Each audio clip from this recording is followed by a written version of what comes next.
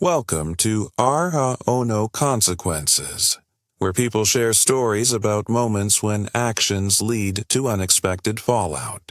Today, I'm sharing a story that's as shocking as it is heartbreaking.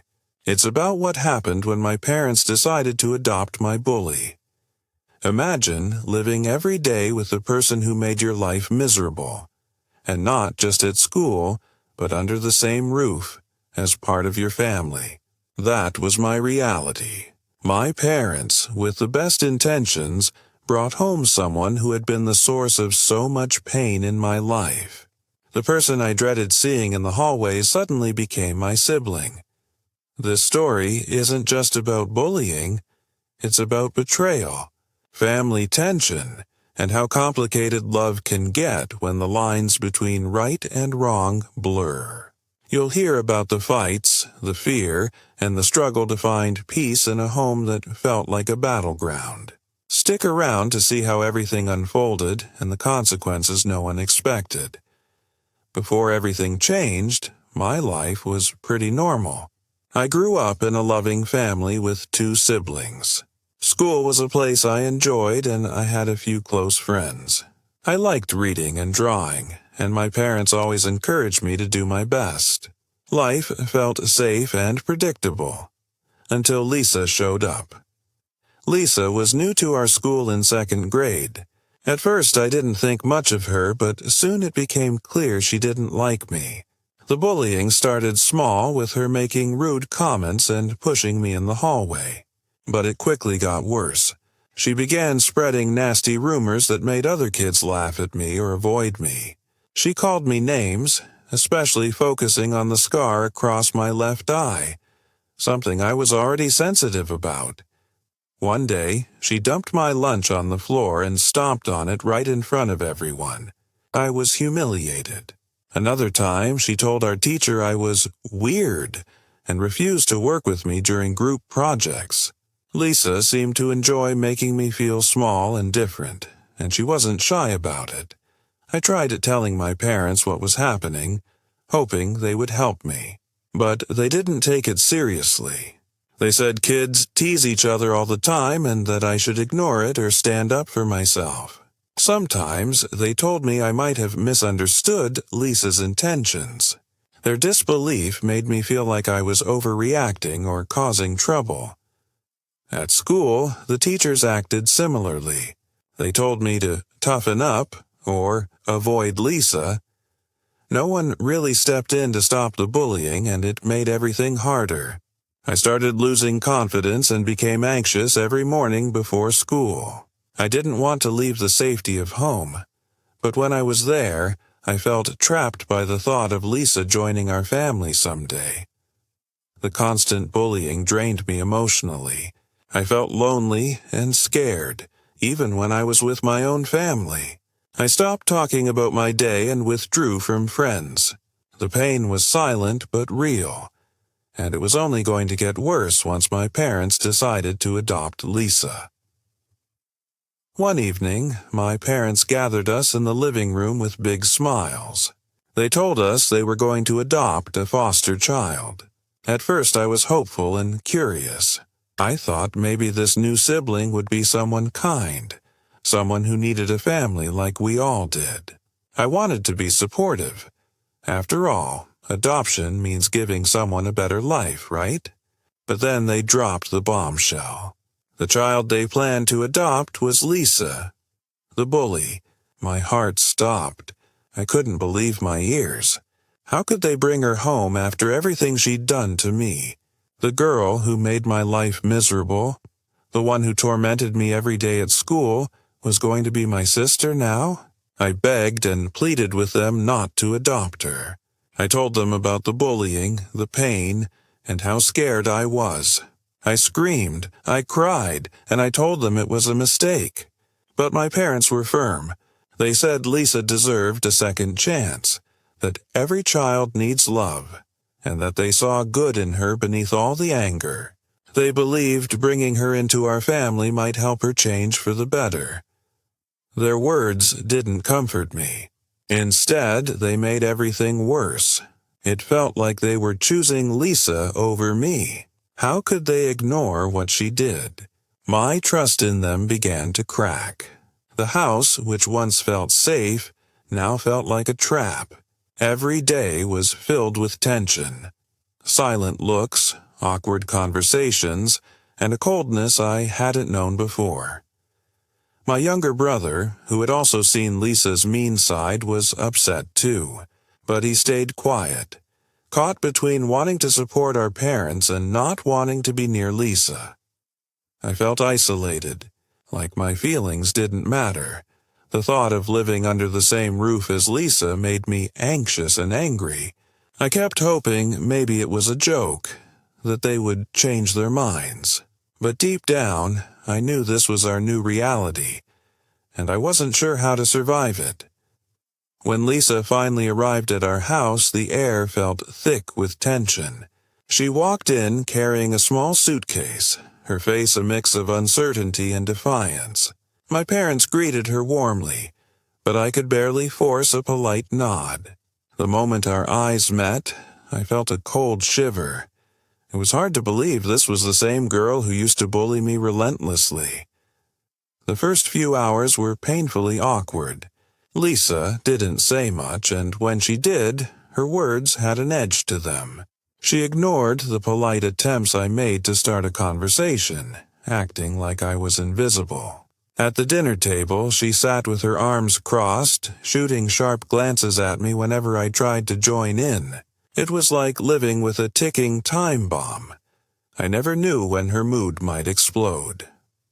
Lisa's behavior wasn't openly hostile at first, but the subtle bullying was impossible to miss. She would accidentally knock over my things, leave my personal stuff out in the open, and make quiet snide remarks when she thought no one was listening. My parents seemed to overlook these actions, believing it was just the awkwardness of adjusting to a new home.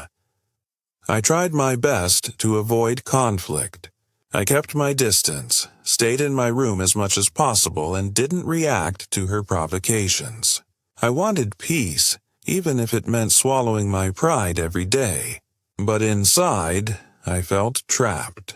The girl who had made school unbearable was now invading my safe space, my home. There was no escaping her. Each day, the weight of the situation grew heavier.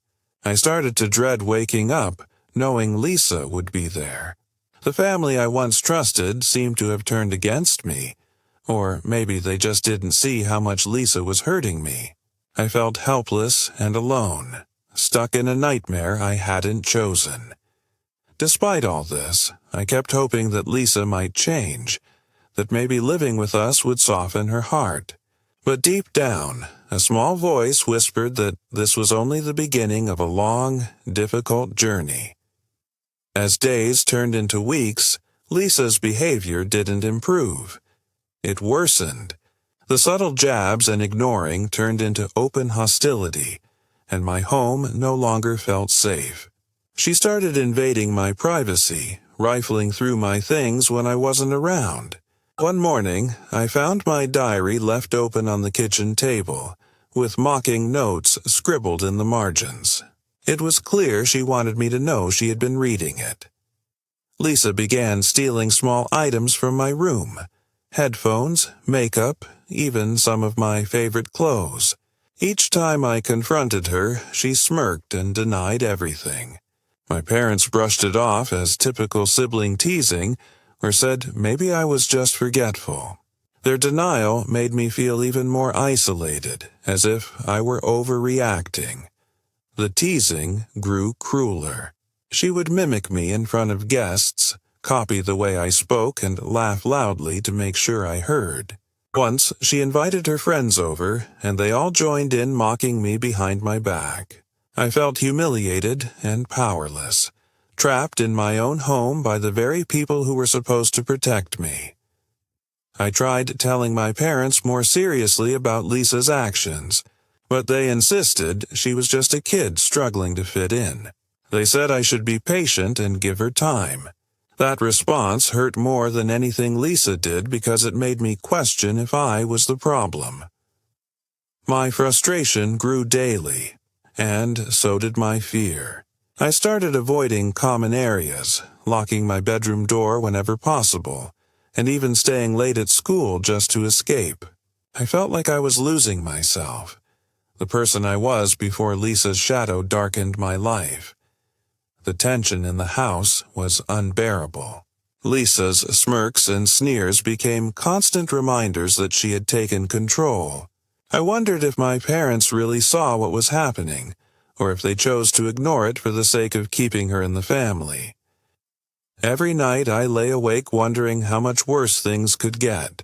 Would Lisa's bullying ever stop? Or was this my new normal? The suspense of what might come next haunted me, leaving me stuck between hope and despair. After weeks of suffering in silence, I finally reached my breaking point. I realized that if I wanted my parents to truly understand what was happening, I needed to prove it, not just tell them.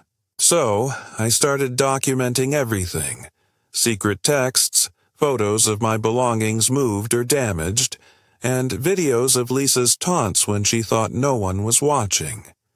Every day, I gathered more evidence. I captured screenshots of mean messages she sent me, recorded the sound of her sneering laughter behind closed doors, and kept a detailed journal of each incident. It wasn't easy. I felt like a spy in my own home, hiding my phone and camera, trying not to get caught. But I knew this was my only chance to make my parents see the truth. When I finally confronted them, phone and journal in hand, my parents were still reluctant. They told me I was exaggerating, that siblings fought sometimes, and that Lisa was just a troubled kid who needed love and patience. I felt my frustration boiling over. I begged them to look at the proof, to listen to me for once. Realizing I couldn't do this alone, I reached out to my school counselor. She was understanding and immediately agreed to help. She arranged a meeting with my parents to discuss the bullying. The presence of an impartial adult made it harder for my parents to dismiss my claims. The confrontation at home was intense and emotional. I laid out the evidence, showing photos, texts, and videos. Lisa sat quietly at first, avoiding my gaze, but when I directly asked if she had been bullying me, she surprisingly admitted it. Her voice was shaky as she promised she wanted to change, said she didn't mean to hurt me, and that she just felt lost. Despite her promises, the air remained heavy with tension. My parents looked torn between wanting to believe her and facing the reality of the situation. I wanted to believe things would get better, but a part of me was skeptical. Would Lisa really change? Or was this just another empty promise? The uncertainty hung over us, leaving the story at a crossroads. Hope fighting against fear, and a fragile chance for peace waiting to be tested. After the intense confrontation, things slowly began to shift. Lisa started attending counseling sessions regularly. It wasn't an easy road. She often resisted at first, refusing to open up. But over time, the counselor helped her see how her actions were hurting those around her, especially me. At school, Lisa faced consequences for her bullying, including meetings with teachers and restricted privileges. These steps weren't punishment as much as they were chances to learn and grow. Lisa's behavior began to change, but it was slow and uneven. There were good days when she seemed genuinely kinder, but bad days when old habits crept back in. My parents tried hard to balance love and discipline. They wanted to support Lisa's healing while also protecting me. This delicate balancing act caused tension and confusion, but it showed they were trying. For me, the experience was a roller coaster of emotions.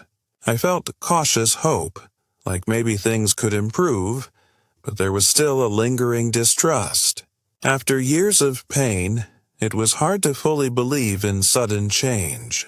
I started learning how to stand up for myself more firmly. I set clearer boundaries and spoke up when Lisa crossed the line. The family dynamics began to adjust. It wasn't perfect, but slowly we were building something new. A family that wasn't defined by pain but by effort and understanding. The healing wasn't complete, but it was real. Looking back, this experience taught me a lot about family, forgiveness, and inner strength. I realized that families aren't perfect, and love doesn't always come easy. My parents made decisions they thought were right, even if those choices hurt me deeply. Their desire to help Lisa came from a good place, but it had serious consequences for all of us. Fostering and adoption are complex, with no simple answers. They bring hope, but also challenges that can test everyone involved.